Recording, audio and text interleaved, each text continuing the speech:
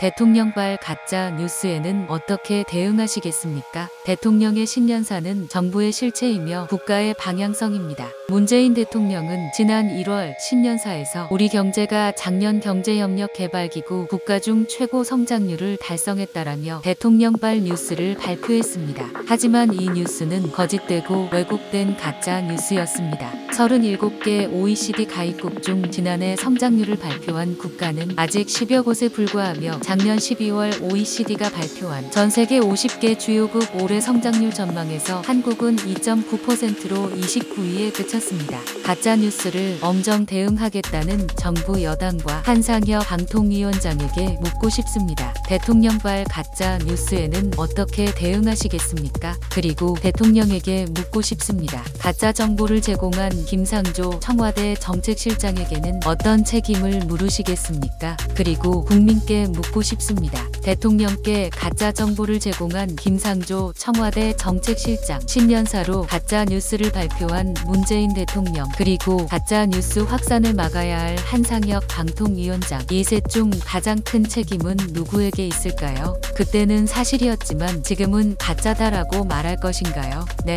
그럴 수도 있습니다. 가짜 뉴스에 대한 정의와 개념은 기준도 없고 아직 법으로 규정되지도 못했기 때문입니다. 그런데 정부와 여당은 대통령발 가짜 뉴스에는 이런 반구도 없이 가짜 뉴스법과 언론개혁이라는 미명 아래 국민의 말할 자유만을 억압하려 합니다. 진실도 내 편에 따라 갈라치게 하려는 것입니다. 나에게는 관대하고 남에게는 엉중한 가짜 뉴스의 기준은 결국 정권의 입맛에 맞는 뉴스만을 유통시키게 됩니다. 어디서 많이 본 장면 아닙니까? 보도지침을 통해 독재를 미화하고 시민을 탄압했던 군사독재 시기의 모습입니다. 이 당시 국민께 진실을 알리기 위해 거리로 나와 외쳤던 사람들, 바로 그 사람들이 지금 정권의 핵심인 586 운동권입니다.